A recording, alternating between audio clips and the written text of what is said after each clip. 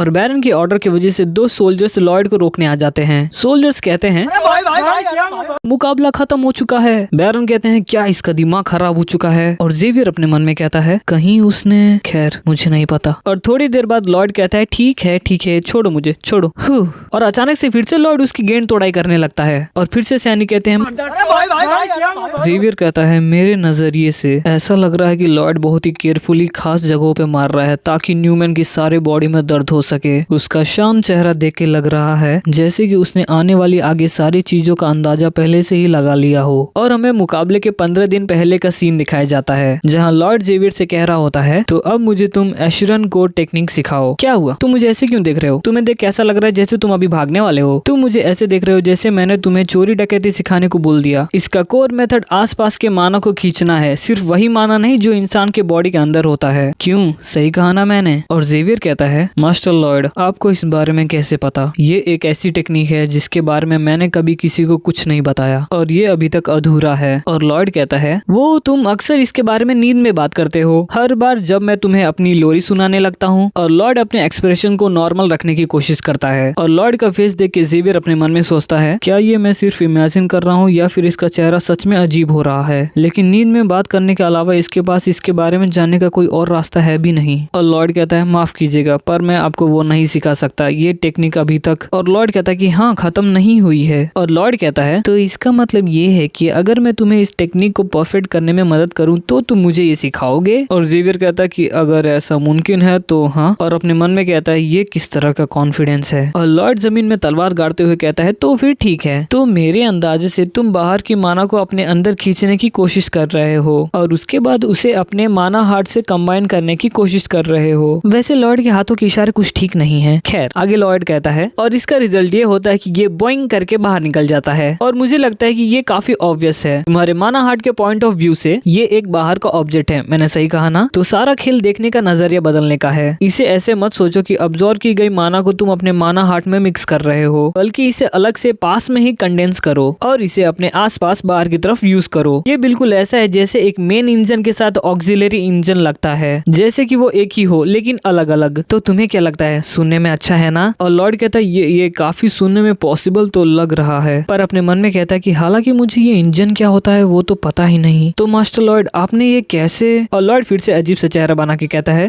मैं तो बस तुक्का मार रहा था। क्या मेरी बातें सच में सेंस बना रही हैं? अगर हाँ तो फिर ठीक है, नाइस। और जेवियर सोचता है ये फिर से वही चेहरा बना रहा है, पक्का इसे कुछ न कुछ पता है। और जेवियर कहता है तो उसी पल में मैं अरहम कोड टेक्निक को परफेक्ट कर पाया, जिसके लिए मैं काफी टाइम से परेशान था। और पहली ही कोशिश में मैं सक्सेसफुली 3 सर्किल तक पहुंच गया। और थोड़ी ही ट्रेनिंग करने के बाद मुझे यकीन हो गया कि मैं 4 या फिर 5 सर्किल या फिर उससे ज्यादा तक भी पहुंच सकता हूँ। और तभी सिस्टम का मैसेज आता है और सिस्टम कहता है कि आपका अप्रूवल पॉइंट जेवियर के प्रति 5 पॉइंट से बढ़ चुका है। और तभी लॉयड अपने एक ख्याल से डर जाता है और वो कहता है कि 1 मिनट, क्या तुम मुझे ये पूरा माना हार्ट वाले प्रोसेस तो नहीं सिखाने वाले हो ना? मुझे वो सब नहीं चाहिए, मुझे बस तुम वो एब्जॉर्बिंग वाला हिस्सा सिखा दो। मुझे हवा से माना नहीं खींचना है, मुझे तो बस वही माना चाहिए जो मेरे शरीर के संपर्क में हो। जेवियर कहता है मास्टर लॉयड ने तय की गई जानकारी के साथ आखिर उन्होंने सर न्यूमैन को हरा ही दिया और वो काफी आसानी से भी जीत गए। इधर हम देखते हैं कि लॉयड न्यूमैन को पीटते ही जा रहा था और इधर बैरन चिल्लाए जा रहे थे। वो कह रहे थे लॉयड क्या तुम सुन नहीं रहे हो, तुम्हें रुकने को कहा गया है। मैं इस नाइट की इज्जत को मिट्टी में मिलाने को और बर्दाश्त नहीं करूंगा। और ऐसा सुनते ही लॉयड रुक जाता है और कहता है इस नाइट की इज्जत मेरा कद्दू। और तुरंत लॉयड बैरन से कहता है उस टेबल के क्लॉथ के नीचे देखिए और फिर फैसला कीजिए कि वो सब चीजें सर न्यूमैन पे शोभा देती हैं या फिर नहीं। क्लॉथ को हटाते हैं बैरन को कई सारी चिट्ठियां दिखती हैं। वो एक चिट्ठी उठाते हैं और वो पढ़ते हैं और वो कहते हैं ये आखिर क्या है? लॉयड कहता है ये सारी चिट्ठियां सर न्यूमैन और टॉर्डेस की बीच की हैं। वही आदमी जिसने आपके साथ रियल एस्टेट में धोखाधड़ी की थी, हमारी जमीन की फाइनेंशियल हालत, हमारे मालिक की पसंद और नापसंद, रियल एस्टेट डॉक्यूमेंट्स को जाली बनाने का प्लान, उन्होंने जो कुछ भी डिस्कस किया सब कुछ इस लेटर्स में है। न्यूमैन सोचता है कि मैंने तो इन सारे खतों को दीवार में छुपाया था, आखिर कैसे इसने? लॉयड अपने मन में कहता है वैसे बुक में तो ये सारी खतें जेवियर को बाद में मिलती हैं, लेकिन मेरे पास तो पुडोंग है जिसे मैंने कल रात को इन सारी खतों को ढूंढने के लिए भेज दिया था। ये सब जान के हम देखते हैं कि बैरन बहुत ही ज्यादा शॉक हो जाते हैं। लॉयड अपने मन में कहता है बैरन सच में एक नेक दिल इंसान है, जैसा कि किताब में बताया गया था। कोई और होता तो अभी तक इसका सर मांग रहा होता, लेकिन मुझे माफ कीजिएगा, एक दयालु लीडर और एक अच्छा लीडर दोनों में बहुत फर्क होता है। लॉयड बैरन से कहता है अगर आप सोच रहे हैं कि इस आदमी के साथ क्या किया जाए तो मैं एक सजेशन देना चाहूंगा और बैरन कहते हैं समझ गया, वो सजेशन क्या है। और लॉयड कहता है चलिए इस आदमी के सर पर एक खतरनाक चूहा छोड़ देते हैं। अगर चूहा इसे चोट पहुंचाता है तो इसे इस राज्य से निकाल दिया जाएगा, नहीं तो इसका ओहदा घटाकर एक सैनिक बना दिया जाएगा और पश्चाताप का मौका दिया जाएगा। ये सब सुन के सारी प्रजा बहुत ही कंफ्यूज हो जाती है और वो बात करने लगते हैं क्या एक चूहा, इतने सारे जानवरों में से चूहा क्यों? सर न्यूमैन को एक चूहा कैसे चोट पहुंचाएगा? आपको क्या लगता है? और ये सब सुन के बैरन सोचते हैं ओह, तो वो ये कहना चाह रहा है कि उसे पश्चाताप का मौका देना चाहिए। इस जानकारी के साथ उसे तो कभी भी बड़ी सजा दी जा सकती है। उसका एक टेस्ट लेकर, ये समझदारी है, ये उदारता है और साथ ही साथ दूसरों के लिए एक चेतावनी भी। बहुत अच्छे, चलो वैसा ही करते हैं जैसा तुमने कहा लॉयड। कर देना गलती चाचा लॉयड को अच्छा समझ के। लॉयड कहता है सर न्यूमैन क्या आपको कोई ऐतराज है? न्यूमैन कहता है नहीं, मैं आपकी दया के लिए शुक्रगुजार हूँ। लॉयड कहता है दया? क्या तुमने दया कहा? अगर हम किसी गुनहगार को एक दयापूर्ण नतीजा देते हैं तो क्या उसका दिल बदल जाएगा और वो पछतावा करेगा? बिल्कुल नहीं। गुनहगार सोचेगा इसको क्या हुआ,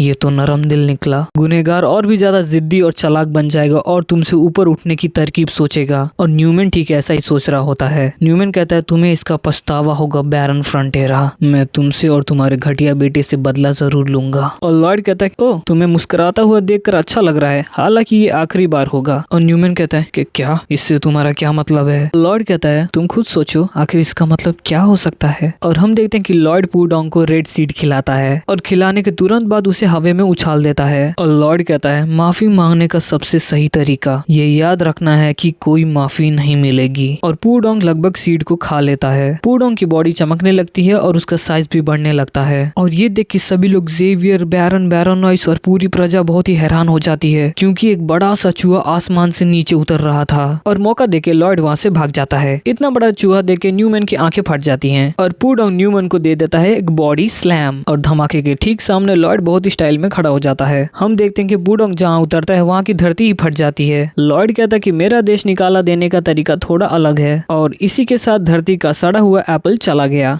और ये सीन यहीं पे कट हो जाता है। आगे हमें एक सुंदर सुबह का सीन दिखाया जाता है और हम देखते हैं पूडोंग को जो लगातार मिट्टी निकाले जा रहा था। और हमें देखने को मिलता है कि ये गांव के बीच कुछ नहर जैसा बना रहे थे। जेवियर पूछता है आखिर सर पूडोंग क्या कर रहे हैं? और लॉर्ड कहता है कि वो एक रास्ता बना रहे हैं। अब ये सभी लोग जो कि एक कमजोर सोल्जर्स की तरह थे, अब ये लोग सही तौर पे एक कंस्ट्रक्शन वर्कर लग रहे हैं। इन लोगों को तो बस बैठ के खाने की आदत थी। तो फाइनली अब असली काम शुरू हो सकता है। एक जमाने में एक रोम नामक पुराने शहर हुआ करते थे और रोम के लोगों को रास्तों से बहुत ज्यादा लगाव था। अपेन वे बनाने के लिए जो तरीका उन्होंने इस्तेमाल किया था, अपेन वे मतलब रास्ते बनाने की एक पुरानी विधि, मैं भी उन्हीं तरीकों का इस्तेमाल करूंगा। ये रास्ता लॉर्डशिप के मेंशन से लेके ईस्टर्न माउंटेन की तलहटियों तक जाएगा। जेवियर कहता है लेकिन आखिर रोड क्यों? और लॉर्ड कहता है कि सब्र करो और देखो, ये हमारी जमीन को फेमस कर देगा। और जेवियर को कुछ समझ में नहीं आता है। जेवियर कहता है मास्टर लॉर्ड, आपके पास अचानक से इतना सारा नॉलेज कहाँ से आ गया? आपने ऐसे हीटिंग सिस्टम बनाया जिसके बारे में किसी ने सुना भी नहीं था और आपने कहीं से एक हाई लेवल क्रीचर को भी समन कर लिया। क्या आप सच में मास्टर लॉर्ड ही हैं ना? जेवियर की इतनी शक की निगाहें देखते ही सिस्टम का रेड अलर्ट आ जाता है। सिस्टम कहता है वार्निंग, जेवियर को आपके आइडेंटिटी पर शक हो रहा है। जेवियर की आंखें देख के लॉर्ड के भी थोड़े पसीने छूट जाते हैं। लॉर्ड अपने आप से कहता है मैंने जेवियर के कैरेक्टर के बारे में बुक में जो कुछ भी पढ़ा था उसके हिसाब से अगर जेवियर को पता चल गया कि मैंने उसके लॉर्ड के बेटे की बॉडी चुराई है तो शायद वो मुझ पे अपनी तलवार चला सकता है या फिर इससे भी कुछ बुरा। पर टेंशन लेने की कोई बात नहीं है क्योंकि मेरे पास ऐसे टाइम के लिए एक स्पेशल स्किल है। और लॉर्ड घबराते हुए कहता है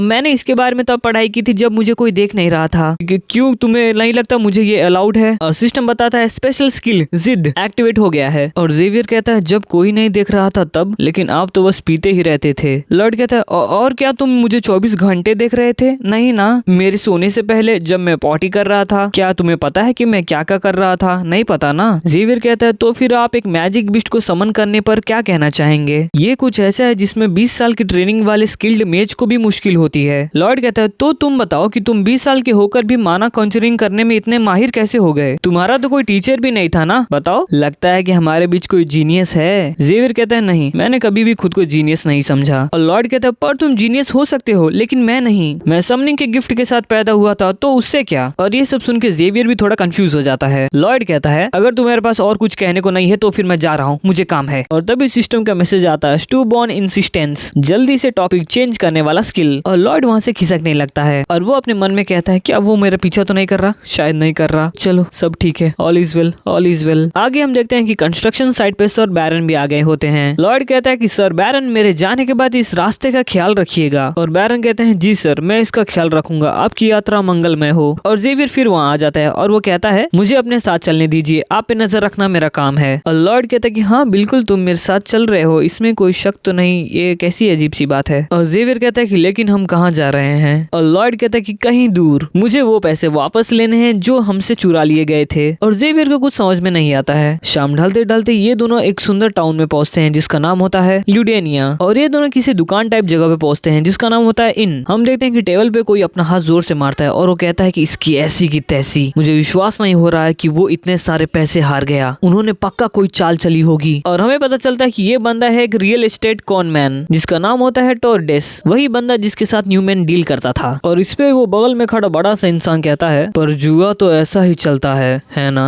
आज तक तुमने भी अपनी अच्छी किस्मत ऐसे ही बनाई थी। वैसे अगर तुम मुझे अपनी हिफाजत के लिए पैसे नहीं दे सकते तो फिर मैं यहाँ से निकल रहा हूँ। और ये सुनकर घबराते हुए टोर्डेस कहता है मेरे पास पैसे हैं और बाकी का मैं इंतजाम जल्दी ही कर लूंगा, तो तुम यहाँ से कहीं मत जाना। और ये बंदा कहता है ये बात याद रखना, जिस पल तुमने पैसे देने में देर की मैं वहाँ से चला जाऊंगा। और टोर्डेस कहता है कि मुझे पैसे निकलवाने की बहुत सारे तरकीब पता है, सबसे पहले कुछ लोग मेरे पीछे पड़े हैं तो चलो थोड़ी देर के लिए छुप जाते हैं। और तभी टोर्डेस को एक आवाज सुनाई देती है, ओ क्या तुम मेरे बारे में बात कर रहे हो। और हम देखते हैं कि हमारा लॉर्ड दरवाजे को पैरों से खोल के वहाँ एंटर होता है। और लॉर्ड को देख के टोर्डेस कहता है तुम कौन हो। और लॉर्ड कहता है कि ओ सही कहा, तुम्हें ये नहीं पता ना कि मैं दिखता कैसा हूँ, मैं हूँ लॉर्ड फ्रंटेरा। क्या दिमाग की घंटी बजी। और लॉर्ड का नाम सुन के टोर्डेस की फट जाती है। और टोर्डेस के फटा हुआ देख उसका बॉडीगार्ड कहता है क्या मैं इसे मार दूं। और टोर्डेस कहता है नहीं भागो यहाँ से, चलो यहाँ से निकलते हैं। और टोर्डेस का बॉडीगार्ड उसे उठाता है और वहाँ से निकलने लगता है। टोर्डेस का बॉडीगार्ड उसे उठाता है, बगल की खिड़की तोड़ता है और बाहर निकल आता है। और गली में आते ही टोर्डेस के बॉडीगार्ड को कुछ दिखता है, एक चांदी सी बालों वाला जवान लड़का जिसके हाथों में तलवार है। और हमारा जेवियर अपने तलवार को स्विंग करता है और कहता है इसे यहीं पे छोड़ दो और चुपचाप चले जाओ, अगर तुमने ऐसा नहीं किया तो मैं तुम्हें भी एक साजिश करता समझूंगा। और जेवियर अपने मन में कहता है ये बिल्कुल वैसा ही है जैसा मास्टर लॉर्ड ने कहा था, वो पीछे वाली खिड़की से भागने की कोशिश करेंगे तो तुम वहाँ इंतजार करो। बॉडीगार्ड कहता है तुम बहुत ही छोटे हो, क्या तुम्हें तलवार पकड़नी भी आती है। और ऊपर से लॉर्ड ये सब देख के सोच रहा होता है बुक में अपने मास्टर बैरन फ्रंटेरा को खो देने के बाद जेवियर बदला लेने की कसम खाता है। वो धोखेबाज टोर्डेस को ढूंढ निकालता है और उसके बॉडीगार्ड से भी लड़ता है। ये पहली बार है जब जेवियर एक डार्क इंचेंटर के आमने सामने आया है। वो ग्रेविटेशनल मैजिक के खिलाफ टिकने के लिए स्ट्रगल कर रहा है। मेरा मतलब किताब में हम देखते हैं कि ये बॉडीगार्ड जेवियर के ऊपर एक एनर्जी बॉल थ्रो करता है, पर जेवियर उस एनर्जी को अपने तलवार से रोक लेता है और उस एनर्जी को डाइवर्ट कर देता है। और बॉडीगार्ड कहता है तुम कितने भोले हो, अब मर जाओ। हम देखते हैं कि बॉडीगार्ड अपने पावर से जेवियर के आसपास के प्रेशर को बढ़ा देता है। लॉर्ड कहता है किताब में जब जेवियर उस बंदे से लड़ता है तब वो एक average high level sword expert था। और इधर हम देखते हैं कि बॉडीगार्ड कुछ ऐसा देख लेता है जो उसे समझ में नहीं आता। हम देखते हैं कि जेवियर के माना हार्ट में गतिविधियां शुरू हो जाती हैं। और लॉर्ड कहता है लेकिन अब जेवियर के पास ट्रिपल सर्किल माना हार्ट है। और हमारा जेवियर एक झटके से अपनी तलवार को स्विंग करता है और जेवियर को कुछ अजीब लगता है। जेवियर बॉडीगार्ड से कहता है कि आखिर ये क्या था, क्या ये वजन बढ़ाने वाला जादू था। हम देखते हैं कि अब जेवियर को देख के बॉडीगार्ड के पसीने छूट रहे होते हैं और अगले ही पल बॉडीगार्ड वहां से भागने लगता है और वो कहता है कि हमारा कांटेक्ट अब खत्म हो गया है। और टोर्डेस कहता है अरे रुक जा बदतमीज। और तभी इसके सामने जेवियर आ जाता है और वो कहता है क्या तुम्हें पता है कि किसी खानदानी परिवार के साथ धोखाधड़ी करना कितना बड़ा जुर्म है। और अचानक से जेवियर को देख के ये टोर्डेस डर जाता है और वो डर के पीछे गिर जाता है। जेवियर कहता है मैं तुम्हारे पैर काट दूंगा और तुम्हें कोर्ट हाउस तक घसीटते हुए लेके जाऊंगा। और डर में टोर्डेस चिल्लाने लगता है और जेवियर अपना तलवार घुमाता है। और तभी पीछे से आवाज आती है जेवियर बस करो। और हम देखते हैं कि हमारा लॉर्ड टोर्डेस के बीच में आ जाता है और लॉर्ड कहता है कि तुम आउट ऑफ कंट्रोल हो रहे हो, अगर ये कोर्ट गया तो वो इसका सर कलम कर देंगे। और ये देखिए जेवियर थोड़ा कंफ्यूज हो जाता है, वो कहता है कि ये आदमी ये किसी इंसान के लिए तरस दिखा रहा है। और ये सीन यहीं पे कट हो जाता है। आगे हमें रात का सीन दिखाया जाता है। हम देखते हैं कि टोर्डेस रस्सियों में बना होता है और वो जेवियर और लॉर्ड के सामने कांप रहा होता है। लॉर्ड कहता है चलो भी, इतना डरने की कोई जरूरत नहीं है, कभी कभी हर कोई थोड़ा लालची तो हो ही जाता है। मैं समझ सकता हूँ तुमने अपने मौके का पूरा फायदा उठाया। और टोर्डेस को कुछ समझ में नहीं आ रहा होता है। लॉर्ड कहता है इसके लिए लोगों का सर कलम कर देना मुझे लगता है कि कानून थोड़ा ज्यादा सख्त है। और टोर्डेस कहता है तो क्या आप मुझे माफ करने वाले हैं। लॉर्ड कहता है कि हाँ बिल्कुल, मैं तुम्हें कोर्ट नहीं ले जाऊंगा, मुझे यकीन है तुम मेरे शुक्रगुजार होगे। और तुम बैरन की सारी बची हुई जायदाद मेरे हवाले कर दोगे, है ना? और टोड्रेस कहता है कि हाँ बिल्कुल कर दूंगा, अगर इसका मतलब ये है कि आप मुझे माफ कर देंगे तो मैं खुशी खुशी कर दूंगा। और लॉर्ड कहता है कि ओ नहीं, वो तो तय है, हम तो बस अभी शुरुआत कर रहे हैं। और टोड्रेस फिर से कंफ्यूज और डर जाता है। लॉर्ड कहता है माफी पाने के लिए तुम्हें कुछ और भी करना होगा। और टोड्रेस कहता है जो भी हो आपका हुक्म सर आंखों पर। लॉर्ड कहता है ये सिंपल है, बस इस कॉन्ट्रैक्ट पे साइन करो और काम खत्म। टोड्रेस कहता है किस तरह का कॉन्ट्रैक्ट? और लॉर्ड कहता है बस तुम्हारा नॉर्मल एम्प्लॉयमेंट कॉन्ट्रैक्ट है और ऑफ कोर्स पेड सैलरी के साथ, लेकिन तुम्हारे सैलरी का 80% हिस्सा रिप्लेसमेंट के तौर पर रख लिया जाएगा, वो पैसे जो तुमने हमसे ठगे हैं। और ये सुनकर टोड्रेस का मुंह लटक जाता है। और लॉर्ड कहता है सिर्फ 520 साल के बाद तुम्हारा सारा कर्ज चुका दिया जाएगा। और ये सुनकर टोड्रेस के पैरों के नीचे की जमीन खिसक जाती है। और ये सब सुनकर ज़ेवियर अपने मन में सोचता है मुझे पता था वो उस आदमी को इतनी आसानी से माफ करने वाला नहीं है। और लॉर्ड अपने मन में कहता है तुम्हें लगता है कि मैं इतना बेवकूफ हूँ कि उस बंदे को मार दूं जिसने मेरा कर्ज देना है? मैं इस मौके को बर्बाद होने नहीं दूंगा, मैं इसका सब कुछ निचोड़ लूंगा, इसकी पूरी जिंदगी के साथ साथ। इस पे टोड्रेस कहता है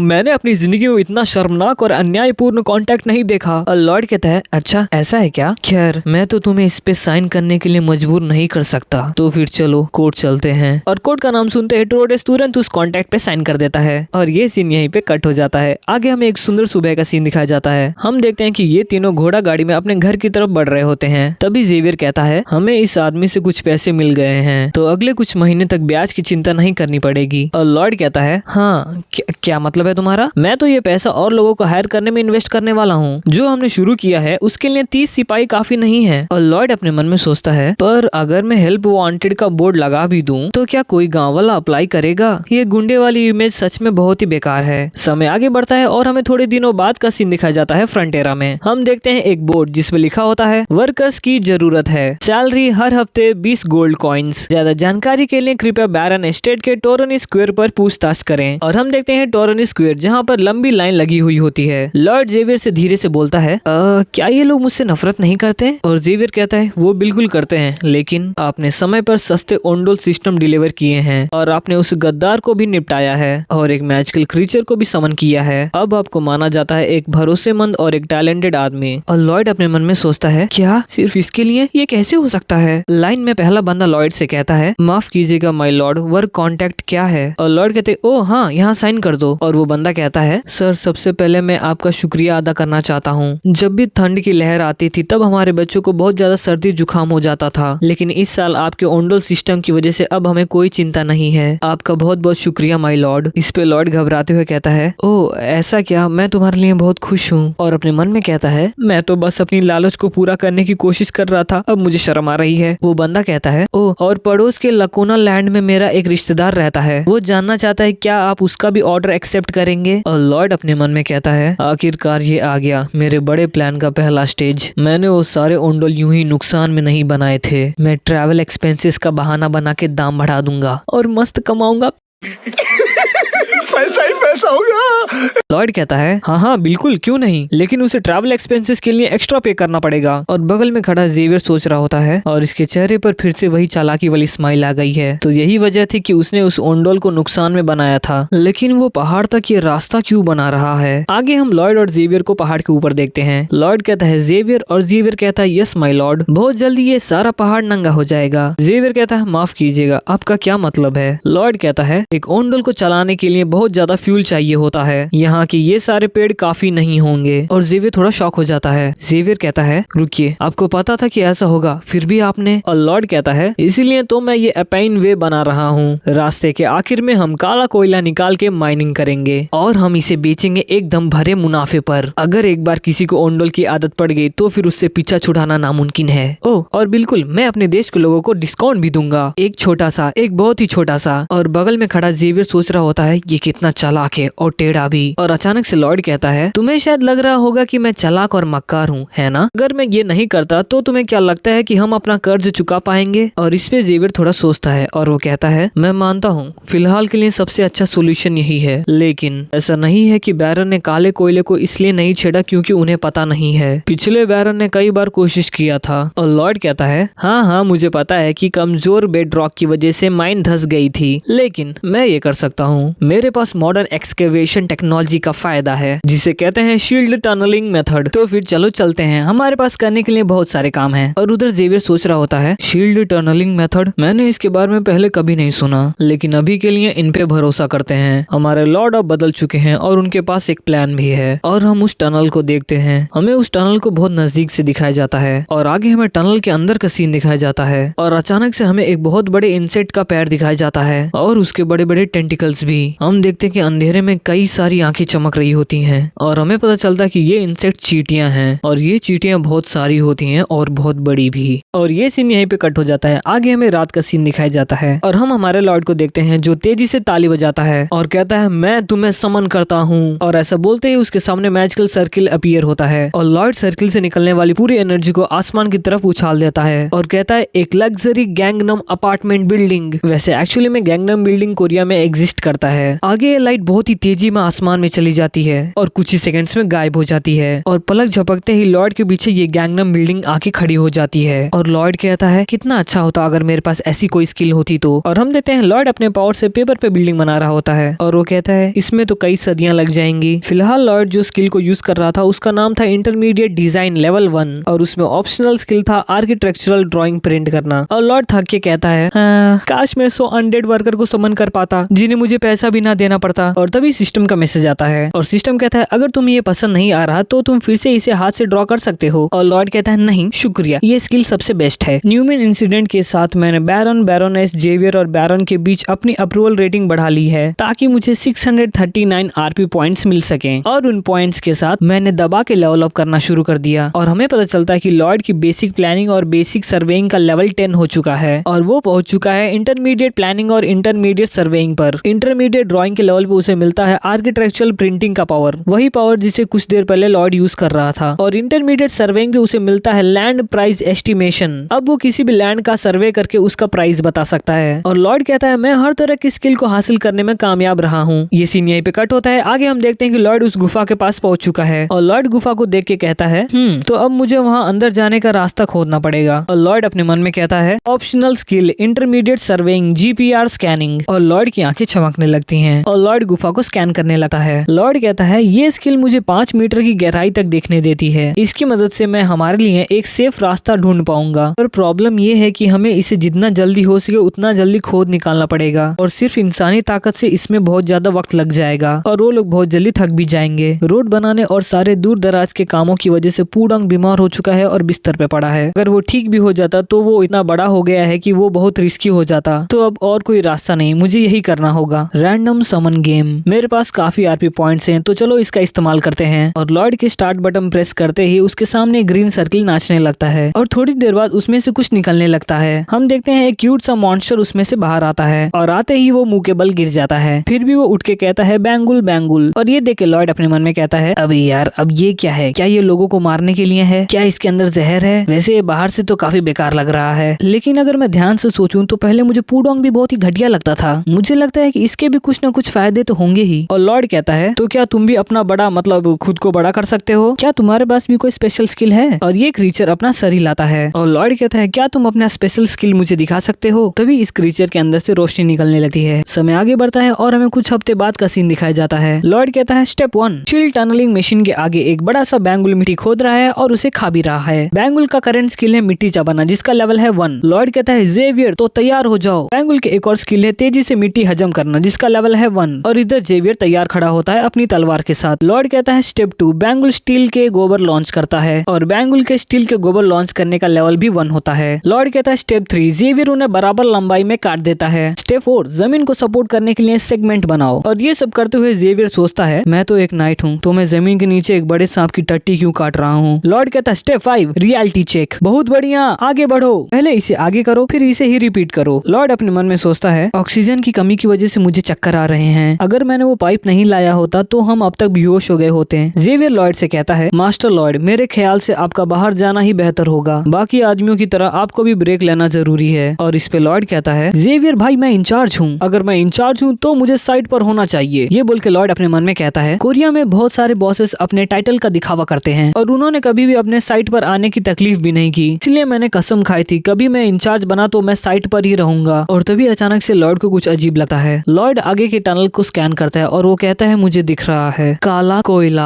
और लॉर्ड खुशी से चिल्लाता है हम बस पहुंचने ही वाले हैं लड़कों, बस थोड़ी देर और लगे रहो। और सभी लोग जोश में चिल्लाने लगते हैं। और लॉर्ड अपने पेट से कहता है शुक्रिया, तुम्हारी वजह से हम इसे 10 गुना तेजी से खत्म कर पाए। और लॉर्ड सबसे कहता है सभी लोग ध्यान से सुनो, जैसे ही हम कोल की लेयर तक पहुंचेंगे हम शील्ड को हटा देंगे और माइनिंग की जगह को बड़ा कर देंगे। और ये अभी भी खतरनाक है तो फिर लापरवाह मत बनना। और लॉर्ड कुछ बोलने ही वाला होता है तभी पीछे से कुछ आवाज आने लगती है, जैसे कुछ भारी चीज उनकी तरफ आ रही हो। और ये आवाज सुन के लॉर्ड अपने मन में कहता है क्या यहाँ की चट्टान काफी मजबूत है तो इसके धंसने का कोई सवाल ही नहीं उठता। और तुरंत अपना जीपीआर स्कैनिंग शुरू करता है और कहता है ये क्या है, एक छेद? थोड़ी देर पहले तो ये छेद यहाँ नहीं था। और लॉर्ड देखता है कि उस छेद में क्रैक आने लगते हैं और वो छेद बड़ा होने लगता है। और अगले ही पल उस छेद में से एक बड़ी सी चींटी इन सब पे हमला कर देती है और लॉर्ड को नीचे गिरा देती है। और तुरंत जेवियर अपना तलवार निकालता है और एक लंबा स्विंग करता है और चींटी के आगे के 2 दांतों को काट देता है। और तुरंत लॉर्ड भी अपना शॉवल उठा लेता है और इस चींटी के सर पे जोर का अटैक लॉन्च करता है और इस अटैक से चींटी का सर फट जाता है। और लॉर्ड अपने मन में कहता है इसने तो मेरी फाड़ के हाथ में दे दी थी, लेकिन ये है क्या, ये तो बुक में भी नहीं थी। 1 मिनट रुको, हम यहाँ बस बैठे ही क्यों हैं? चींटियां तो हमेशा झुंड में रहती हैं। और तभी उनके सामने कई सारी आंखें चमकने लगती हैं और अगले ही पल उस छेद में से कई सारी चींटियां बाहर आने लगती हैं और पैनिक में सभी लोग चिल्लाने लगते हैं। और लॉर्ड कहता है कि सभी लोग यहाँ से बाहर निकलो। और तभी जेवियर अपने तलवार से धड़ाधड़ चींटियों को काटने लगता है। और लॉर्ड अपने मन में सोचता है आखिर यहाँ कितनी चींटियां हैं, 200 या फिर 1000? अगर ये एक बार बाहर निकल गए तो हमारा बैरन टाउन खत्म समझो। क्या जेवियर इन्हें रोक कर रख पाएगा? नहीं, ये इम्पॉसिबल है। यहाँ ऑक्सीजन भी बहुत कम है और बिना डायनामाइट के ये शाफ्ट नहीं गिरेगा। और अगर हमने गिरा भी दिया तो फिर भी ये लोग खोद के बाहर निकल आएंगे। अब मैं क्या करूं मैं? और तभी जेवियर लॉर्ड को एक जोरदार तमाचा मारता है और कहता है माय लॉर्ड, खुद को संभालिए और पैनिक मत होइए। वैसे काफी अच्छा तरीका है डर भगाने का। और थप्पड़ पड़ते ही लॉर्ड कहता है ओए, मैं इंचार्ज हूँ और मैं पैनिक नहीं हो रहा था, मैं तो प्लान सोच रहा था। और जेवियर कहता है तो फिर जल्दी सोचिए, मैं ज्यादा देर तक इन्हें रोक नहीं पाऊंगा। और लॉर्ड अपने मन में सोचता है चींटियों का घर, काला कोयला जमीन के अंदर। और तभी लॉर्ड की दिमाग की बत्ती जलती है। मैं समझ गया।